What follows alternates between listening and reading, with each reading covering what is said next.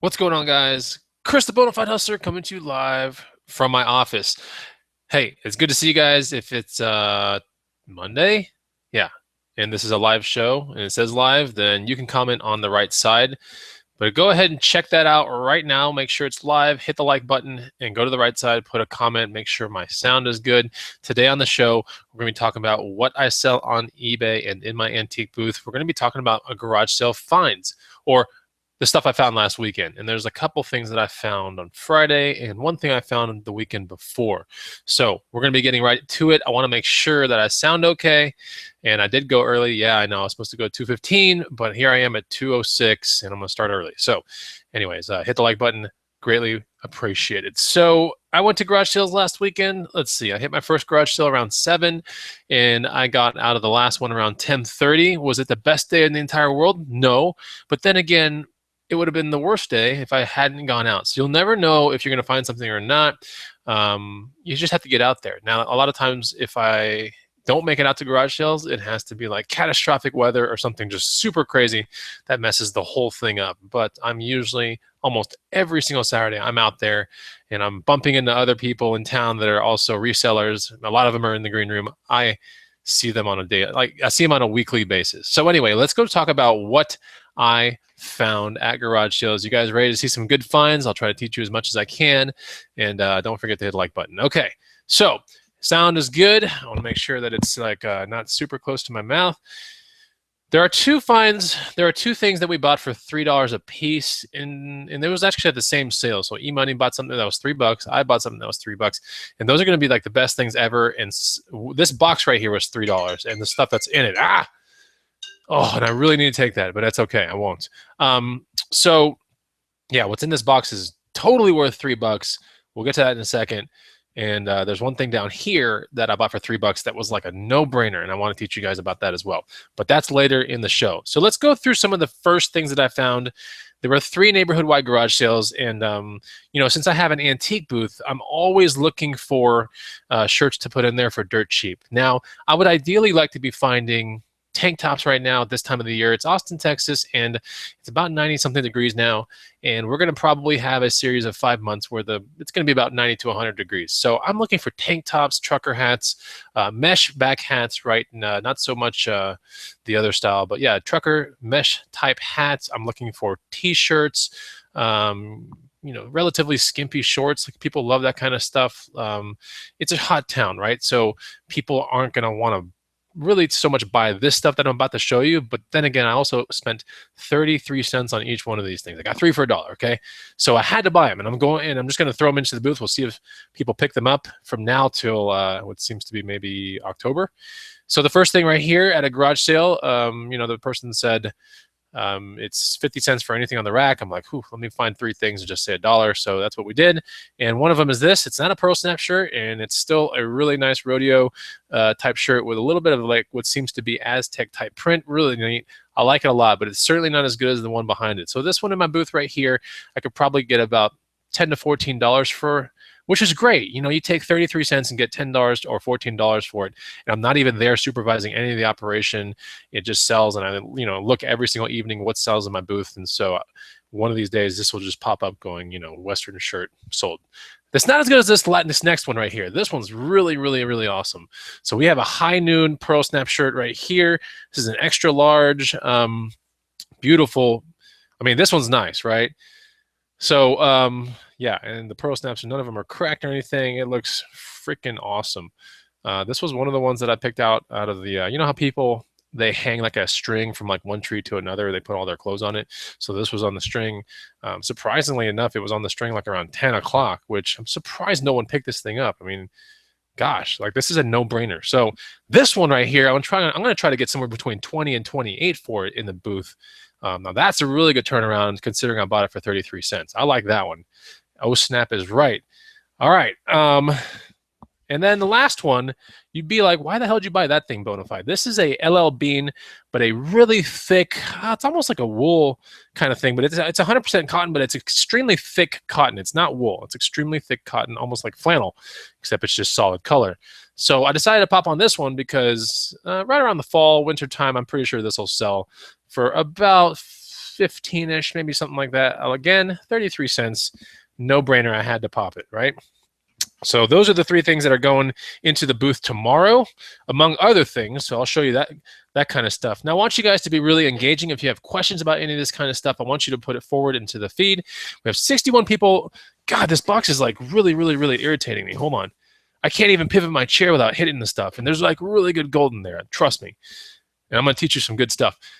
But anyway, where was I? Yeah, so hit the like button. And if you have any kind of questions, I want you guys to put it in the feed so I can, maybe clarify certain things. So anyway, let's talk about something else here.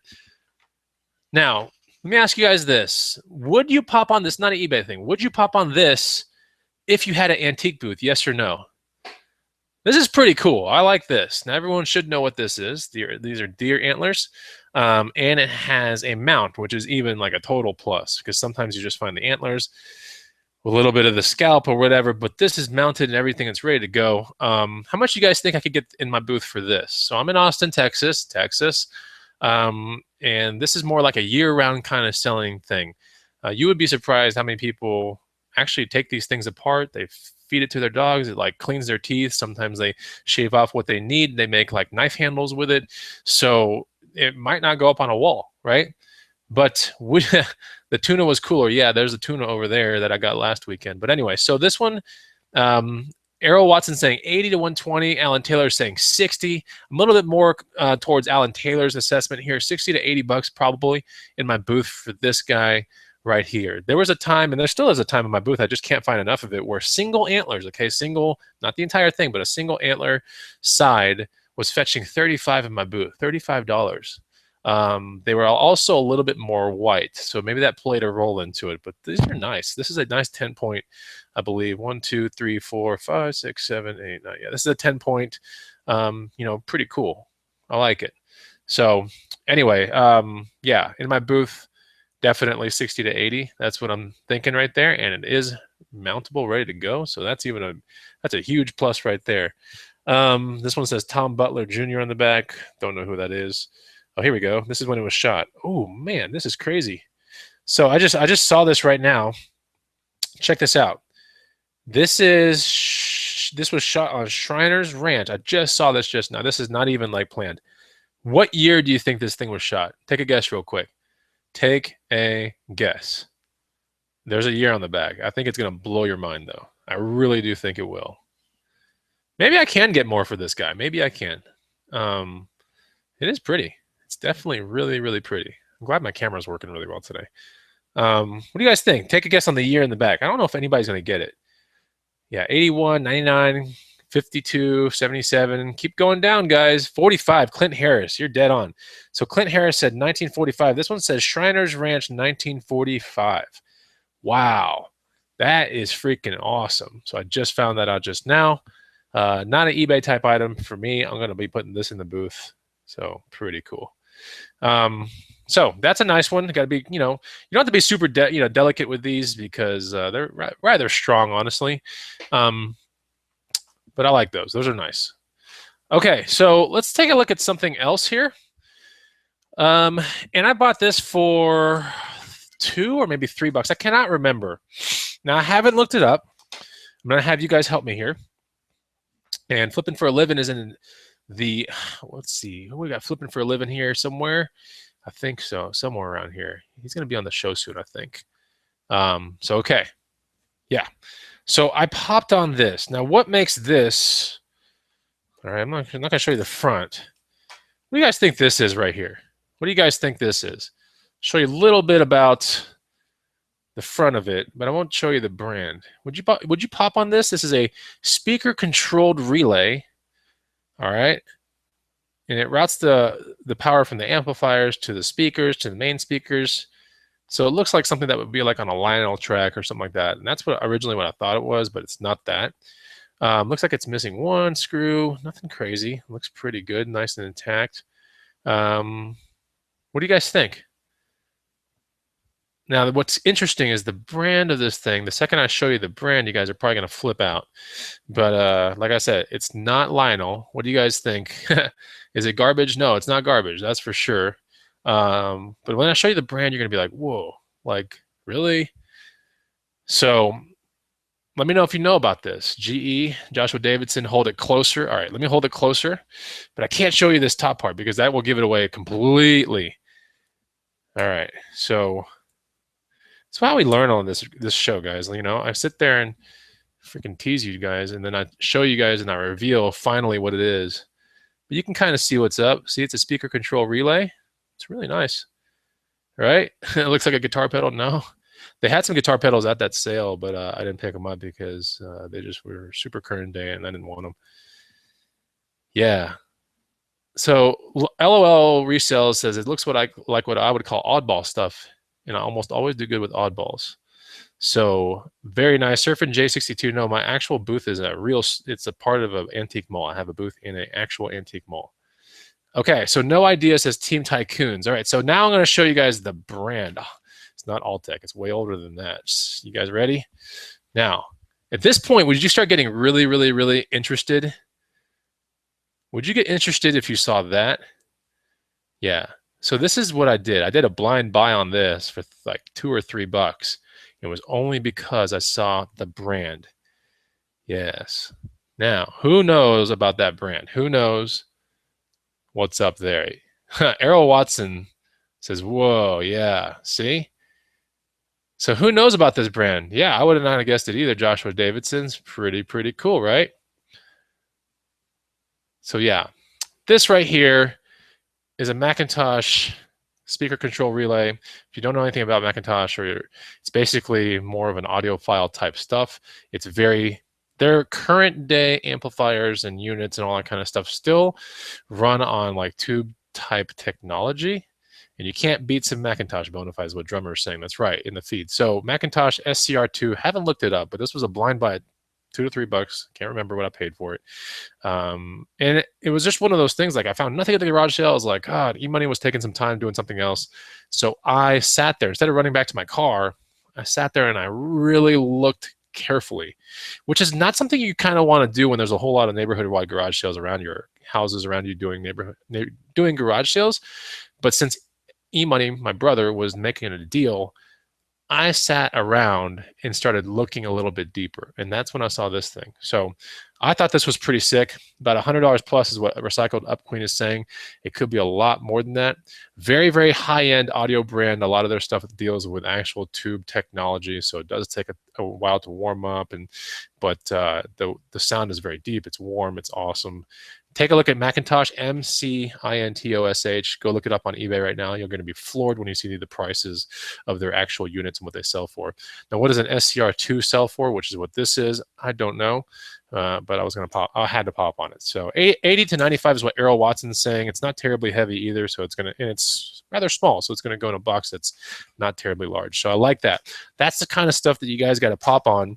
Even if it's untested, I mean, even if I plug it in, I'm not going to really know anything. So I'm going to have to sell it as untested and see where that goes, right?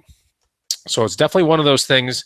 You got to be able to take risks like that when you're going to garage sales. You got to be willing to throw away $2, $3 away, $5 away, sometimes even $10 away. You have to be willing to do those kind of things because if you're doing that, but you have a high end at like 90 or $100, right? So for every time, it's like a 1-to-9 ratio, basically. So every, once out of 9 times, you're going to lose your money, right? But 8 out of 9 times, you'll make decent money. So you have to be able to do those kind of things like that.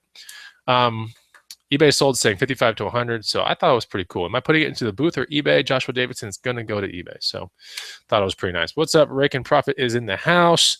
Okay, so before we get into like what the holy crap finds, let me just quickly show you something I found last weekend. Not last weekend, but the weekend before that, because it just happens to be here on my desk. And I'm going to keep certain pieces of this thing and then sell off the rest of it. So I got a pretty decent sized lot of Hero accessories and a Hero White 3. Now I paid $20 for everything. And the good thing is, like, there's a freaking float stick right here. We have an extended battery. If you guys don't know what this is, these are basically adventure cameras that you can like retrofit to all kinds of stuff. You can put them on helmets, on the end of poles. You can put them at the end of these kind of floaty sticks. You can put them, you can even attach them to your dog with a dog, harness thing. there's so much functionality and versatility with these cameras, but GoPros are really pretty decently in demand. As long as you get a 3 or above, I would like to say a 3 is pretty decent. The 3 blacks have been plagued with a lot of issues. And I think I think there's even 4s and there's now 5s. I run a Hero 4. It happens to be one of the only ones that's adaptable to the drone that I have. But for 20 bucks, I thought this was a great deal because there's like within the accessories, I mean, there's a lot of good stuff here and an extended battery, which is kind of rare. You hardly ever find the extended battery with some of these deals. Okay, so that is, you would think it's the LCD touch backpack thing on the back, but it's not. It's an actual extended battery, which happens to be the weakest part of these cameras. Is like the batteries just run out really, really quickly. So if you're out there in the surf or you're screwing around, the last thing you want to do is open up the camera and put another battery in it, especially when you're in the water. So extended battery is going to be a really good thing to keep out of the deal. Of course, I'm going to flip the entire other part of the deal for probably $100 or so. What else came with that deal? Things that I'm probably going to keep this, which is the actual GoPro, volt regulated, how it double USB cords. So you can charge 2 GoPros up at the same time. So I thought that was a good thing. Definitely going to keep that. And I might decide to keep the SPPOV case for travel purposes, which if you go to Target, this would be about $20 or so. And that's a pretty good case just for the GoPro. Plus it came with a 64 gig card. Of course, I'm keeping that part, and I'm going to throw in some just junky 2 gigabyte card with it when I make the deal. So, those are the kind of things you got to look for. That came from last week garage sales. I know, 20 bucks. Alan Taylor is saying 200. If it was a black one, then yeah, maybe 200. But since it's a GoPro Hero 3 white, white starting price, I think, was $200 new. So it's the most entry level GoPro that you can buy from the company. And it has pretty decent functionality, but certainly not as good functionality as like the higher ones, like the silver or the black one. Also has this really funky looking tool at the back, which most people are like, what the hell is that? And it's actually a tool. If you ever find this might be worth keeping. It's a tool to actually, you put your little thing in there like this, and you can rotate and tighten appropriately the actual screws, which is interesting because you can do it with your own hands, but if you want an extra leverage kind of thing, you need this little wrench. So that's pretty interesting too. I'll probably end up keeping that, but everything else will go. I'm going to make this thing as bare as possible because when you sell these on the open market, I mean, nobody cares. Some people care there's a case, yeah, but not a lot of people are going to care that there's this thing. Not a lot of people are going to care about the extra battery so much. They care about just getting the camera. So that's going to be about $100. Let me read some comments here. The case and stick makes a great weapon as well. Yeah. Oh my God, I'm getting calls. So many calls today. It's ridiculous. Okay. Let me go into the next find real quick. Hope you guys are having a good time. And also, like, if you are wondering, like, wow, those are some cool finds. Like, I wish I could know some more finds to look for at garage sales or thrift stores or stuff like that. Our revamped 100 amazing items to resell is now available on the first link down below. Okay, so go check that out. It's a PDF. It's free. Puts you on an awesome email list. Plus, it'll download straight to your phone as a PDF, and you can check it out whenever you want to offline and study it and become better at hustling. A lot of, at this stage, if you are an intermediate or something like that, you're probably going to know about half of the items in there. But, that guide right there, even when we were creating it many years ago, there were at least a solid 20 or 25 that I didn't even know about. And since, reading that guide, I had found it in the field and it was crazy. Like I was making money because of that guide. So definitely interesting things. You definitely want to check it out. Okay. So let's talk about now what is in the cool box. I think that's time for the cool box. No, not yet, because this is something I found Friday. And while this is a garage sale show, I'm going to show you two things I found at Savers. So I think I went Friday or Thursday. I can't remember, but I go to Savers, and as you guys know, like thrift stores are what I call, they're starting to tax, right? Taxing meaning they're putting more money for their goods. Okay, now I don't know where they're getting the knowledge from, or if they are studying more stuff that is sold on eBay. Who knows? Like, who knows how the back is starting to price some of this stuff. I think they realize that, at least in this town, there's a gigantic thrift culture. And so I don't think people are really loyal to stores, whether it be Savers or Goodwill or Habitat for Humanity or St. Vincent's thrift stores. No one's really loyal. Like, if you're a thrifty kind of person, you're going to be going to all those places. So They can kind of do that, and it's kind of smart. It's almost like starting your buy it now at a higher price first, right? So they get stuff donated to them, and they know certain brands like Lululemon and certain things to pull away, and they price these things really high. So that's what I call taxing, right? And then, of course, to offset that tax, if it just so happens that that item is still there 2 weeks later or 4 weeks later, now it's time for them to kind of cut it down. So then they do, color coded days, or how do I say it? Color coded tags on certain days, certain weekends. The Goodwills in town will all be half off for Sunday. Um, yeah, and they have loyalty programs like Savers with the punch card thing, and all kinds of things. So that's just to really thin the place out if something doesn't really sell at high cost. And you can't blame them, because if they can get high cost a couple times over, that just makes the company more money. So this was a taxing type of product right here. This one I was like, oh man, super awesome, but super taxing. So I kind of found a way around it to where I had a 20% off coupon in my pocket. And I was like, how can I get 30%? So then I remembered I had a couple things in my car to donate, and I gave it to the lady at the front desk. She gave me 2 more stickers, and then I had 30% off these 2 items that I'm about to show you. One is a pair of Chaco sandals. Now, I think Chaco sandals are an amazing 100 amazing items to resell. It's not every Chaco sandal, right? But a majority of Chaco sandals that are like this. These could be Yampas. I can't remember. These are definitely not the hiking versions like the Z1 or the Z2. I think these could be Yampas. They're called Yampas. But they're made by a company called Chaco, right? And these are like their cream of the crop sandals. Like this is like the upper echelon of it. This is more of an everyday use one, whereas the Z1, the Z2s are more like hiking bottom. If you look at the underneath of them, they're very, very aggressive looking. So these are more everyday. What I like about these is that they have a very easy like in and out kind of like mechanism. Some of the ones out there you might see would have toe loops, right, which can kind of get a little uncomfortable, but they're a little bit better for hiking. So for an everyday kind of sandal, I like the ones without the toe loop. But anyway, these happen to be my size, which is kind of interesting. So I was able to try them on and flex them around. I didn't see any delamination, because that's really important. Is when you hustle sandals, you want to look around the entire footbed, because this is clearly glued to the main sole, right, or the main body. And so you want to go around the whole entire thing and make sure that there's no delamination. That is really, really important. Used ones of these are going for somewhere between $75 and about $104 of these right here. So that's really good.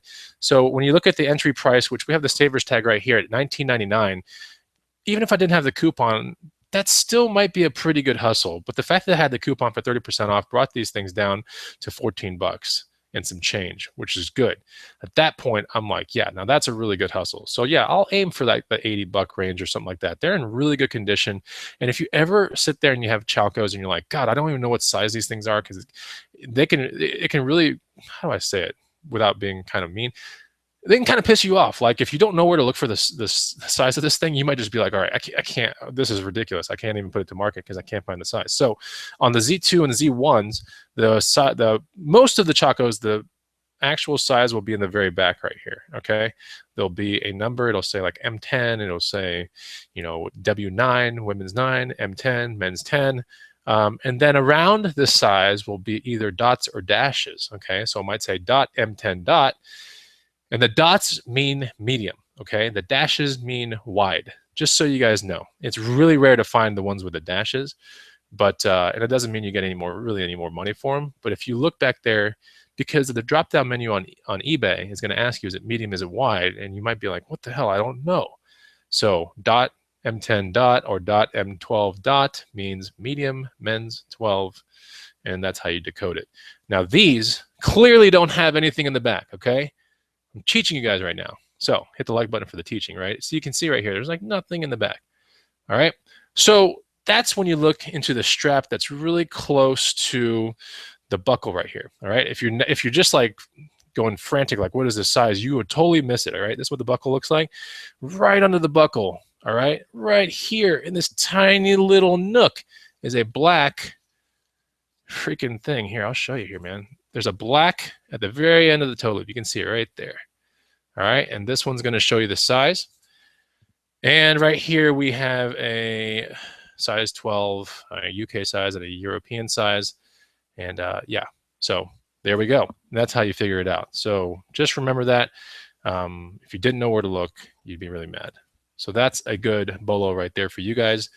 You have to check out the 100 Amazing Items to Resell guide. There's a lot more of this type stuff, like a little bit more readily available items that you can get from that guide. All right, so that's something I want to teach you guys about. I'm going to go into the feed. We have Ernie Flanagan. I'm new at this, bro. Welcome to the show. What's up, Brian Huntsman? What's up, Thrifty Treasures? Good to see ya. Yeah, Chacos are a great flip. I have flipped crazy amounts of Chacos, a good amount. I would probably say comfortably I'm around 40 or 50 under my belt by now, which is good. You know, with 10 years of eBay experience, right? About 10 years. Having about 40 or 50 sold, that's pretty good. So I know what I'm looking at. I know what I know all that kind of stuff. Yeah.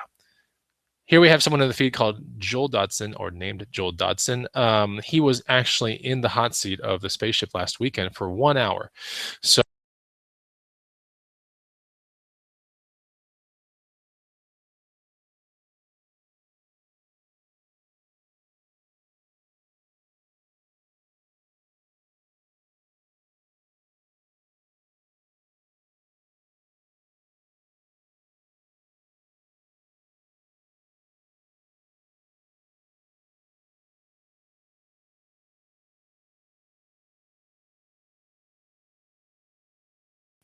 all right, can you guys hear me? I want to make sure that you guys can hear me. Okay, can we hear me now?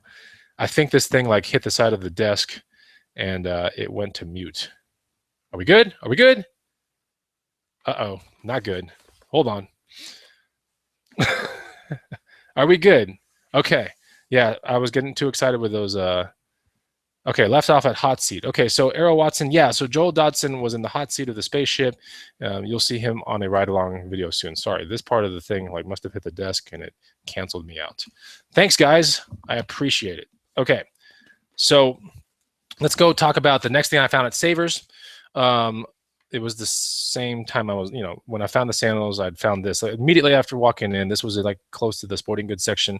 So this is a Yakama powder hound. If you don't know what a powder hound is, it's the rack that goes, it's the attachment that goes on a rack, okay, that you can put skis on. And sometimes you can even put snowboards in them too, if you get like a really wide powder hound. This is a single powder hound, and you can put 4 sets of skis here. If I'm not mistaken, or maybe 2 sets. Sorry, 2 sets of skis. I think it's still 4 though, because you can put 2 up, 2 down. So anyways, you can put about 4 sets of skis in here. We still good? Okay. No sound. Wait a minute. Hold on. Are we sound? Okay. Are we good on the sound or not? I cannot tell. People are like saying no sound. Okay, it's working. Cool. Okay, thank you.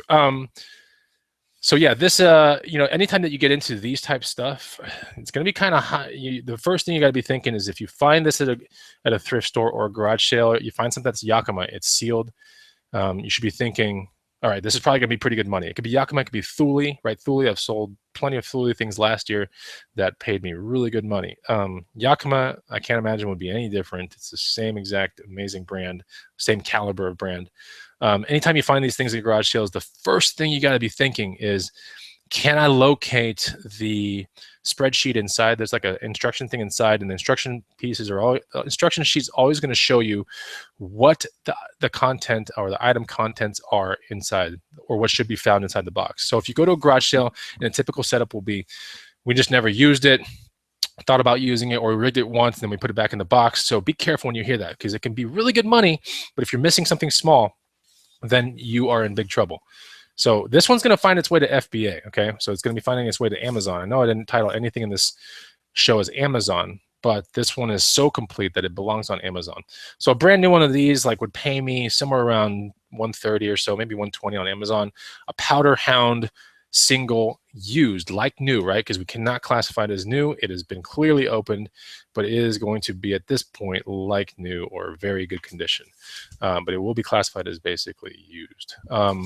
So here we have the sheet that you should be looking for when you get this thing, and it's going to show you exactly what comes in it. Okay, so like this first picture shows you it has the powder hound itself, plus a pretty decent assortment of goods that will allow it to adapt to a majority of roof poles.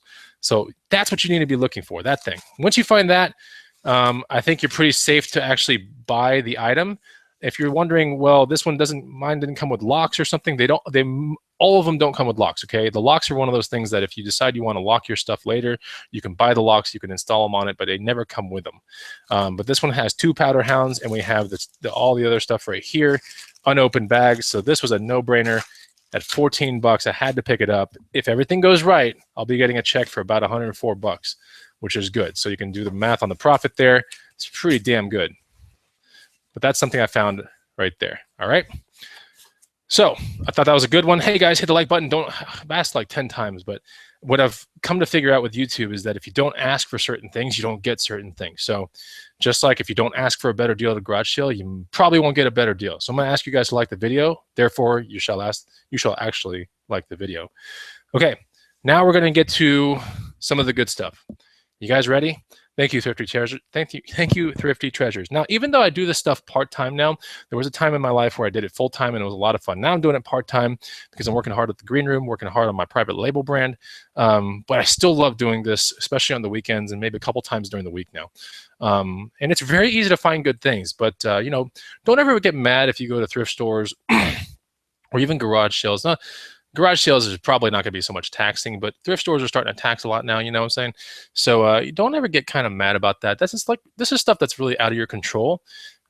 Just be able to adapt. If something's like making you mad or something's denting your wallet and you're doing the exact same thing, that's pretty much the definition of insanity, is to do the exact same thing over and over and to expect a completely different result.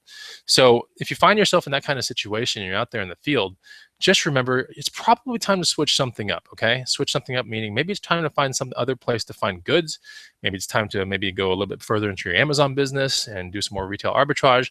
Maybe it's time to start putting out ads in Craigslist to where the people start coming to you and showing you goods or whatever that you're looking for. But there are always ways around these things, but don't ever expect a different type of money lifestyle if you just do the same stuff over and over, okay?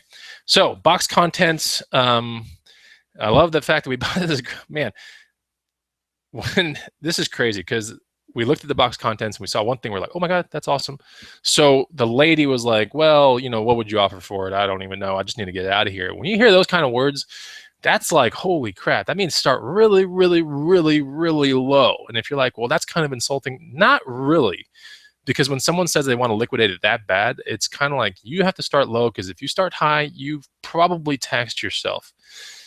So we sat there and we did the smartest thing of all time, which is like you get that uncomfortable silence. Why? Because you want them to make the first move. You want them to shoot out the first, you know, the first thing. So we sat there and we're like, you know, I kind of really only need like 1 or 2 things from here, which was kind of true at that time because we saw 1 or 2 things that we liked.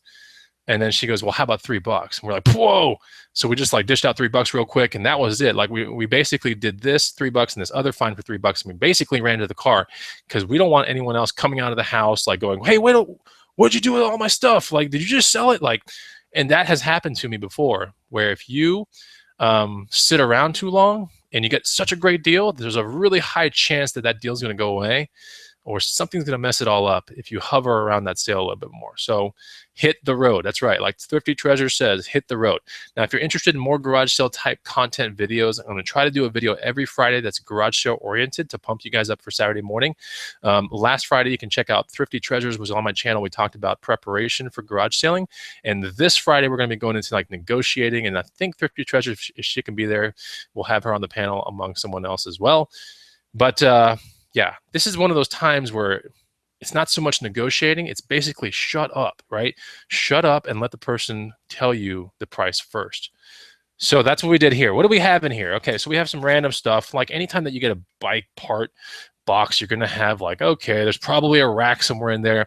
If this was a Pletcher rack, which this is not a Pletcher rack, probably worth about $30 on eBay. Not a Pletcher rack, so no big deal. This is probably going to go in the trash.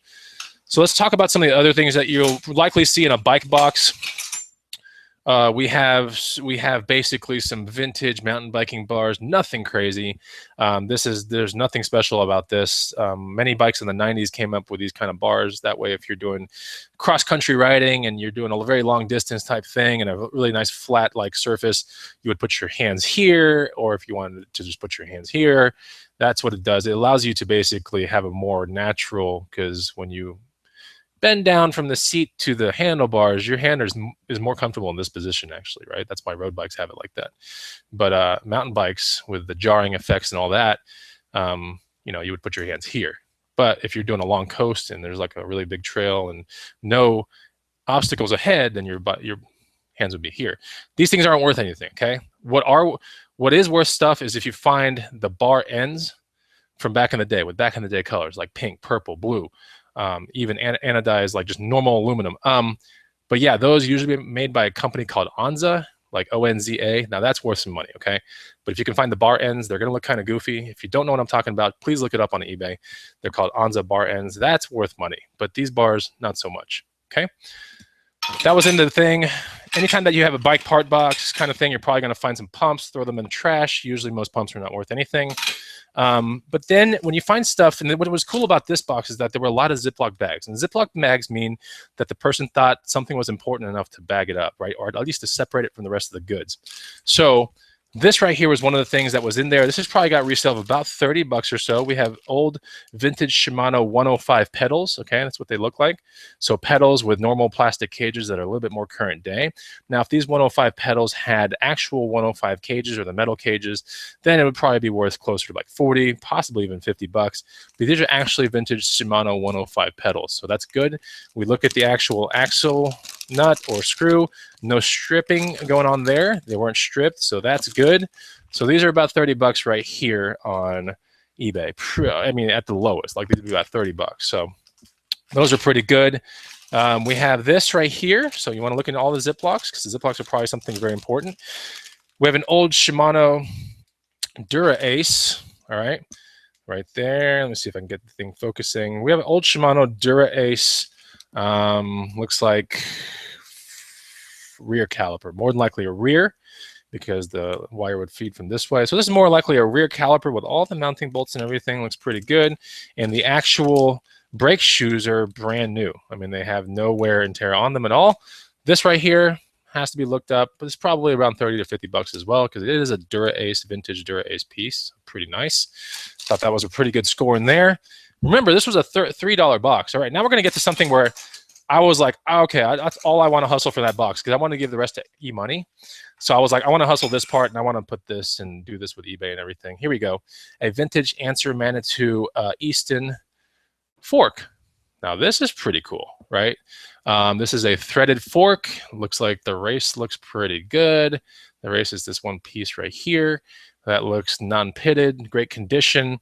If I'm not mistaken, this fork dealt with what's called elastomers, which are kind of like these gummy spongy things, not actual springs or anything. I could be wrong, but I'm pretty sure it's elastomer in here. So you could put like a board on top of it, get above it, and then put it on the ground and see if it has any kind of bounce to it. And that's something that you can describe on eBay. But this is pretty nice because this is a lot of machined aluminum. It went on bikes that were like in the early 90s, bikes that were like the Manitou FS and stuff like that. For anyone that's recreating these kind of bikes and looking for these forks, they're very hard to find. So these forks are probably going to sell for somewhere around $60 to about $110. That's my first guess. Thought this was pretty cool. This is the real part that I wanted to mess with. I was like, I call that. So yeah, thought that was a good one. We have more pumps in here and more stuff.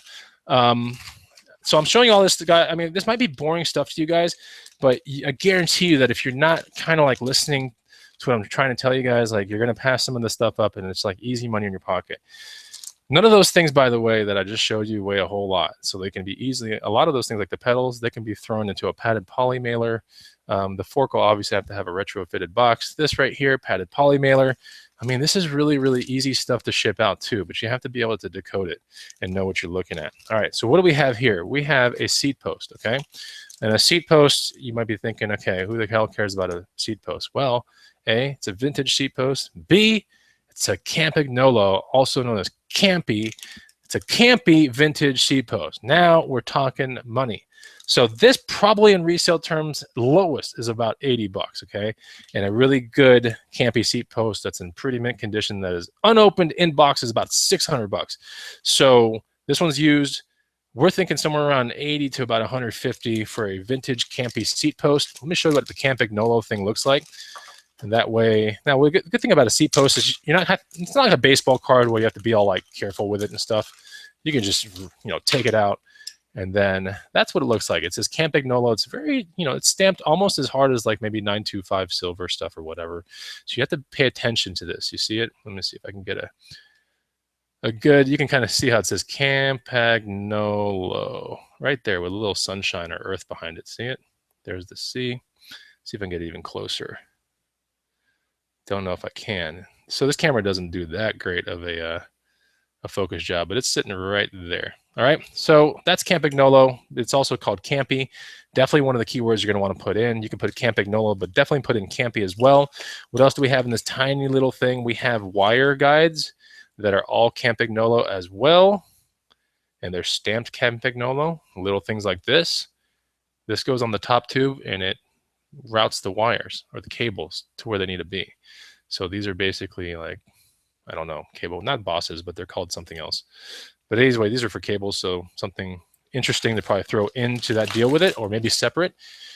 So I bet you with those cable things, we could probably get $10 for the cable things. If we just roll it into the deal, this is probably $80 limit, like lowest, it would be $80. Yeah, so I thought this was really killer. What's up, Lucky? Good to see you. Justin Hawthorne said that's a hot seat post. You're right.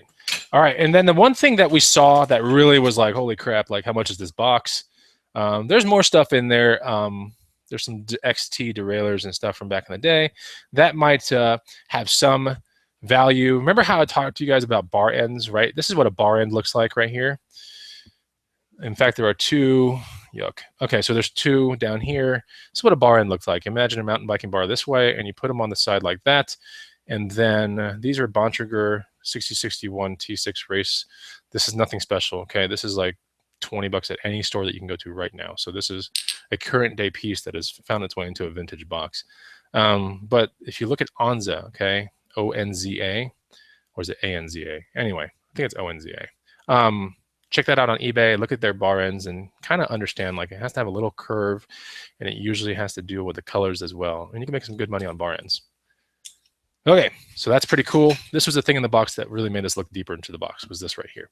Now, when you guys see this, what's the first thing that comes to your head? Let me know. Let me know. All right.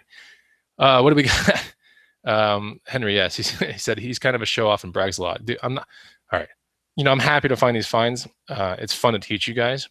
But before this stuff makes it to market, which it will probably tomorrow, then I have to make the show and like get this. This is content, and it needs to be shown to the people out there. So what do you guys know about this?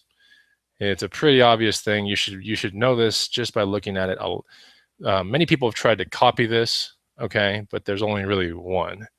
It's an old bike seat, but it's called something. When you see this type of bike seat with the rivets in the back, you should be thinking one thing, and Alex got it right. It's Brooks, okay? So Brooks vintage seats, there it is. It's always going to be stamped Brooks. Now, if this happened to have fallen off, which they hardly ever do, you're going to want to look on the side right here.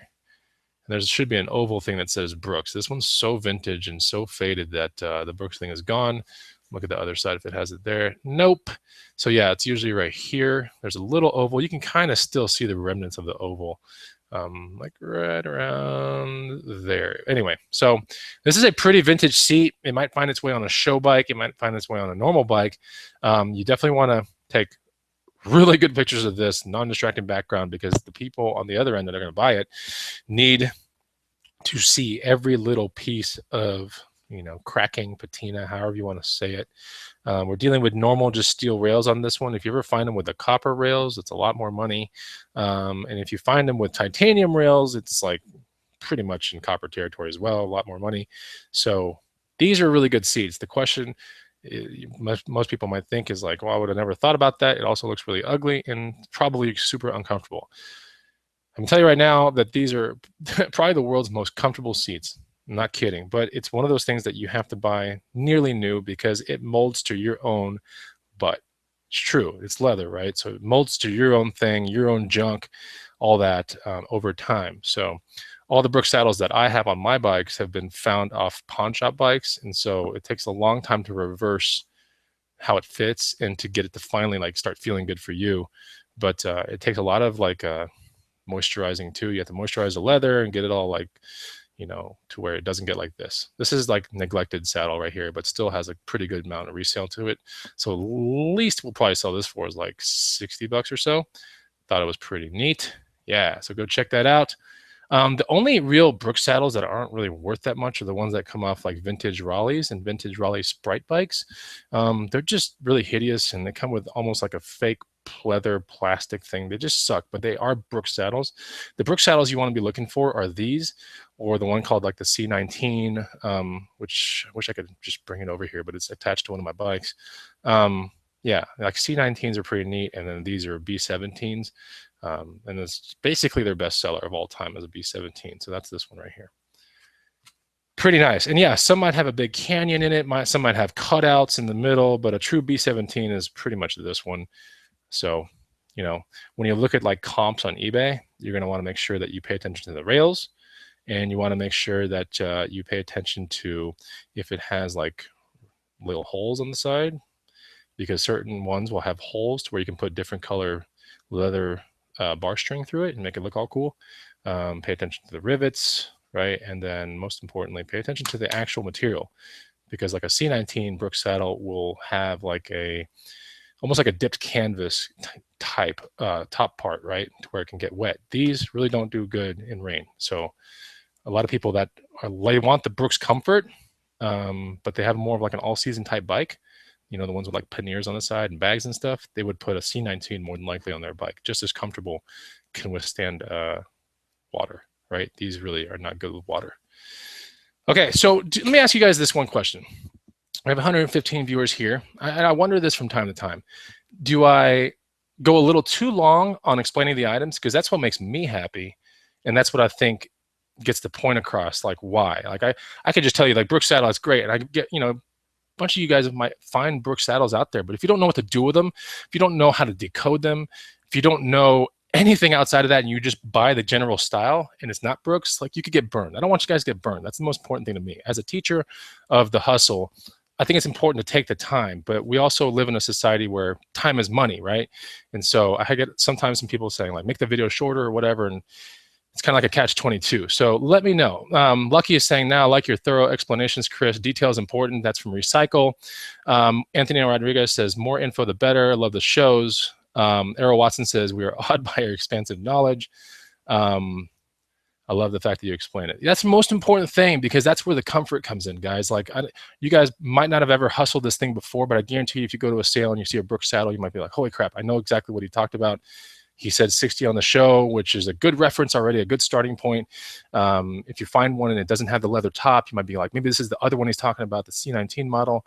So I think Brooks has like 6 or 8 models, but the really popular ones are B17s and C19s, I want to say. So anyways, like, you know, if you do like the detail, if you just love the fact that you're learning something right here, then hit the like button. For analytic purposes, it's great. Plus the video just has a much better chance of getting shared and stuff like that, which is good. Eventually, you know, it's one of those amazing, YouTube's one of those amazing platforms where, you know, with knowledge, you can become a teacher. You don't need anyone telling you that you can't teach anything. You can get paid, essentially. Like this video, I don't know how much it'll ever pay me, but like, it rewards me in that way as well. So I get to do something I love to do, and I get to, you know, when I meet you guys in person one day, hopefully to meet up, or if you guys ever come through Austin, Texas, or hit me up behind the scenes on Facebook, it's just gratifying to know that I helped you guys. It's even extra gratifying the fact that AdSense money is still kind of good enough to where it pays a little bit as well. So it makes it pretty much worth my time. So that's, you know, there's 2-3 reasons why I really do these shows. All right, so you guys ready for the last big thing? This one's so freaking awesome. I have hustled. This is the third one I'll have ever hustled in my entire life. The second one I left in my booth for damn near a year, but that was also after it was in my house for about 4 years. Like I wanted to keep it so bad, but then one day I came to the realization, like I'm probably never going to use the thing. I put it in my booth. It sits there for a year, and it sells for like $100, about 105 or so, something like that. I was into that backpack for $10. I bought it in South Austin about 5 years ago. Okay, so now let's talk about what I found. Okay, because it is a backpack and it's freaking sweet. Trust me. What's up, Texas Gal Treasures? Good to see you. And like button smash. Thank you guys. Thank you guys. Okay, here we go. So here's the coolest thing I found. I thought this was such a steal. If you ever come across this or anything that kind of resembles this or it's of the same composition, you must buy it, okay? Especially if it's at these ridiculously low prices like what I paid for this one. So check this out. A vintage Swiss Army backpack, real from the Swiss actual army, okay? Look at this. This was bitching. $3. Okay. This is the latest, same place where we got the Brook saddle and that big box of stuff. This lady was like, well, I just need to get it out of here. It was my dad's. $3. All right. Now go check out the solds of vintage Swiss Army canvas backpacks, and you'll be like, holy crap. Like, so we're not talking like $600 or anything like that. I'm pretty sure a mint one could fetch like 300 maybe. But this one in this condition, somewhere around 1 to 150 more than likely. Nice freaking leather patina. Like everything looks really cool. I mean, if anything current day was to be made to this standard, they could charge crazy money for it. But what we are, it's a pretty nice backpack, right? I mean, it's super tough.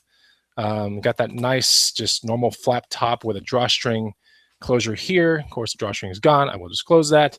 And we have a pocket down here. What's the base look like? It's kind of like an old Jansport, or should I say the old Jansport's copied this one, because this is probably somewhere around the 50s or 60s, right? So nice bottom. I thought this was like, whoa, I could not believe it when I saw it. Like, now, is it one of those things like it has little imperfections in it? And those are the kind of things that you're going to definitely want to take pictures of, because imperfections definitely need to be disclosed. And the crazy part about eBay is you only get 12 pictures. So you got to do your best with those 12 pictures in a really good lit situation. Now, remember at the very beginning of when I was talking about this, I said, if anything kind of resembles this or looks like this, so if this was in duffel bag kind of category, or even like a US mail bag, carry-on luggage for like a train looking thing, or even a sling bag, and then a backpack, right? That's what you're looking. I mean, ridiculously low prices from really well, amazingly handcrafted goods. I mean, you got to pop on it. You have to rescue it, okay? And just trust me, probably 9 times out of 10, you're going to be making crazy, crazy money. About 2 weeks ago, I sold a bag on eBay for like $70 that I picked up from a Savers for like $4 or so. And it was nothing super special, but it was just playing on the theme of what I'm trying to teach you guys here. So this is extremely thick stuff. It's neat. It's got leather accents to it, and it's just a really awesome back to it. I mean, before backpacks current day had air core, I mean, before, this is like the air core of back then, is like there was an actual thing that kept your back away from the bag, so you, like, when the air came through, you wouldn't sweat your ass off. So that's what this is all about right here. It keeps the backpack completely away from your back, so you can breathe and not feel constrained. So that was really neat. Fully adjustable leather pieces. I thought this was like, holy moly, like I could put this in my booth today, easily get $100 for it, no problem. So because the other one I had was a version of this, but it was more dipped canvas, a little bit more waterproof, and definitely more army looking. This has got that really cool look to it that's more all-weather, summery. You know, you can bring it to a coffee shop. Now the other one was more like, I'm really going to like hike into the woods, like Unabomber style. So this one's a little bit more versatile, is what I'm trying to say.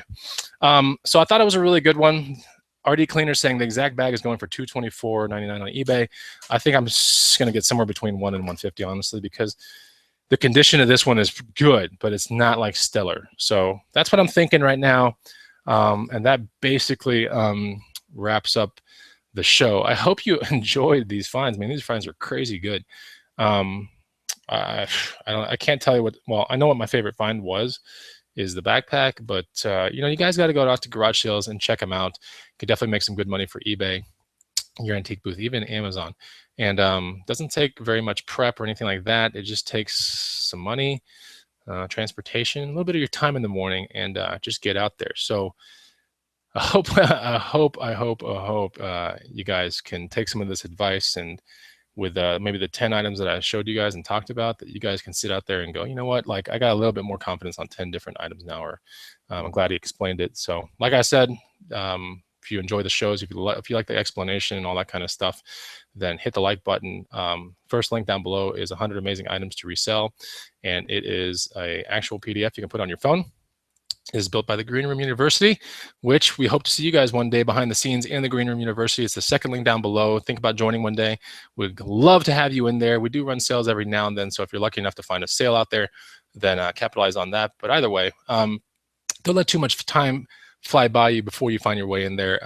We definitely have a good community of people, like-minded individuals, no riffraff, no drama, and it's definitely fun. And we're going to have a big meetup in about 7 weeks in Austin, Texas, maybe 8 weeks, something like that. I think 8 weeks from now. Big meetup. So if you want to go to that, go check out, become a member, or if you are a member, then yeah, get your ticket. So it is good to see you guys. I will see you on the next Bonafide Hustler Hangout.